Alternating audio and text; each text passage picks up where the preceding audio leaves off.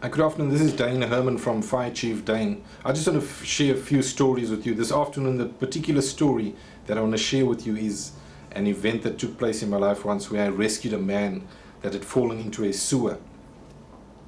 Now, as you know, sewers contain sewage, but I've got to tell you the story from the beginning so that you can actually appreciate the magnanimity of it. So on this particular day I was on duty, and I told my crew members or my staff members that I was going to take them to the harbor after lunchtime so that they could so that we could visit the tugboats. I think there was a new tugboat that had come into our harbor and we wanted to have a look at it.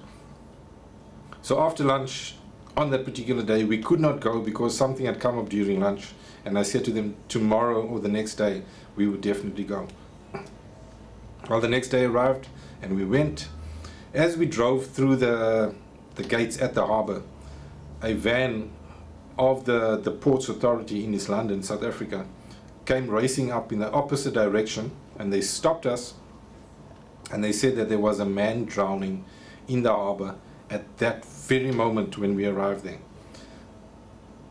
I knew immediately that it was not coincidence. I knew that I had been sent on that particular day to save this man's life. Now, I'm not sure if it's ever happened to you, but at that particular time it was the first time that had actually happened to me in that way. So I said to the driver, well, show us where the man is. I thought it was a fisherman that had fallen into the water. So I thought, well, we'll just jump in, swim out, get the guy out of the water, you know. But the driver of the van stopped in the middle of a concrete yard, and he pointed down at a manhole cover that was open. So I knew that this was going to be a different type of rescue, and one which we are not exposed to very often in the fire services. So I got out of the fire engine. I went to have a look at what was going on. When I looked down the sewer, well, firstly it was stinking like crazy. It was raw sewage, and there was a man who was probably 6'3", 6'5" in length, quite heavy as well, I suppose, and he was lying face down in the sewage, not moving, not making a sound. The guy was dead. So now, I'm not sure what your level of first aid is, and hopefully I'll be able to improve that over time, but if you've been without oxygen for 4 minutes, you will then be what they call clinically dead. For a further 2 minutes after that, you will then be biologically dead, because now your brain cells have actually your brain cells have died, they've shut down, all your cells in your body are now dead.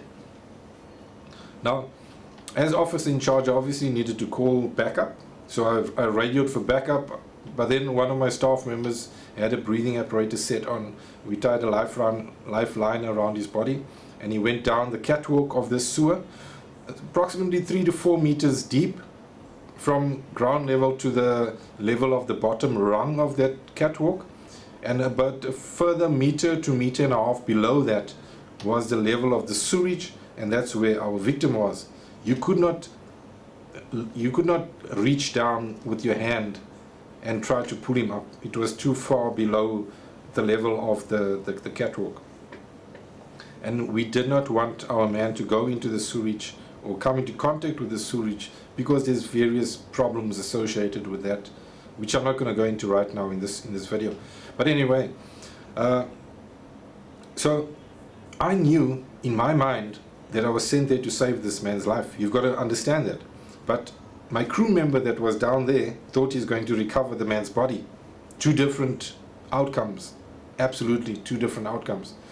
And I could see the way he was working, that he was not working with conviction that he was actually going to save this guy's life. So the first thing I told him to do was to turn the man over onto his back.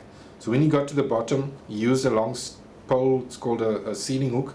He used that to hook the man on the belt, and he pulled him over, and he was then on his back, but still not making a sound, not moving at all. By now we're looking at close to 10 minutes, 8 to 10 minutes, by the time from the time he had fallen in to this action that we were taking right now. So he was basically biologically dead.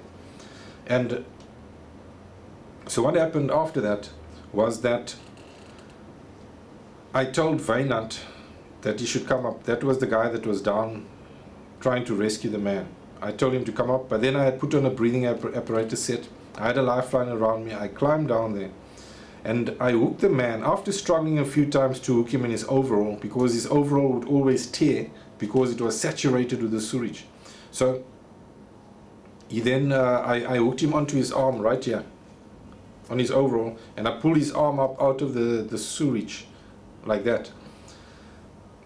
So the guys on top passed a rope down that had a noose. They had made a noose on the end. I tied that noose onto his arm right here, pulled it tight, and they pulled him up out of the sewer by his arm. So that's how we got him out of that sewer. I climbed up out of by using the catwalk.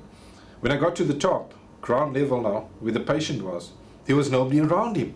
Nobody assisting the guy. I said, guys, what's happening? They said, well, the man is stinking so much, you know. I said, no, we've got to save this man's life. They said, Dane, the man is dead. He's been in that sewage for more than 10 minutes already.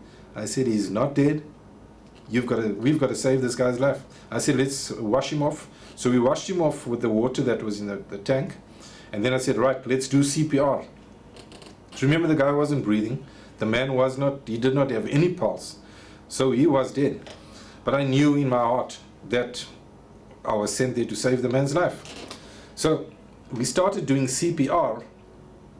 I was doing the chest compressions. My colleague was doing the ventilations, making use of an ambu bag. We had connected oxygen to the ambu bag. So we were giving him pure oxygen, free flow through that ambu bag. So we were distributing the blood around the body by doing chest compressions, giving him oxygen as well by means of the ventilations. So basically 5 minutes gone by, nothing happening, no reaction from the patient. 10 minutes, nothing happening. 15 minutes, nothing happening. By now the people are begging me to let this man die in peace. I suppose I was hard-headed. I just said, he's not dead, we will carry on. Around about 20 minutes later, the man starts vomiting. What? You saying what? Yes, he starts vomiting.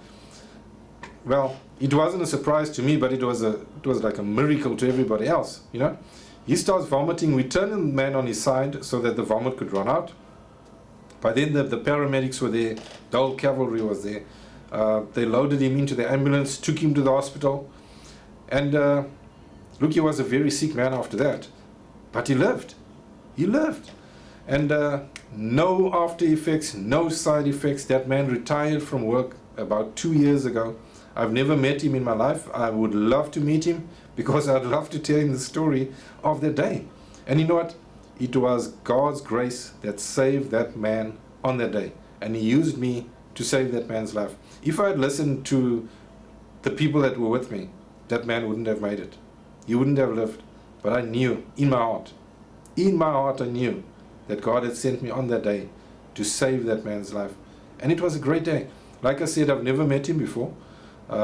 He never said thank you to me, and I didn't ever rescue any one of my victims to receive a thank you.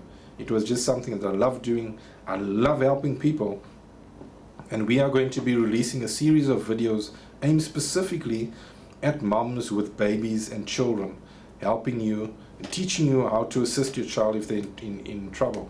It's not going to be a first aid course like you normally would do. This is from me to you. I'm going to teach you as a first responder what to do to assist that victim. And the victim in this case could be your baby, could be a child, it could even be a family member or somebody else that you don't know. And you know what I've learned is that you cannot put a value on anybody's life. It does not matter if that person is a hobo or if that person is a billionaire. You can't put a value on that person's life, because everybody's life is worth exactly the same at the end of the day. I trust you enjoy the story that I shared with you. I've got so many other stories that I'm going to share on our blog, on the Fire Chief Dane website. I trust that you will log in, that you will subscribe, and hopefully you'll subscribe to the training videos as well. They'll be very informative, reenacted scenes, and it's going to be very interesting for you. Thank you very much for watching this video. I'll chat to you next video.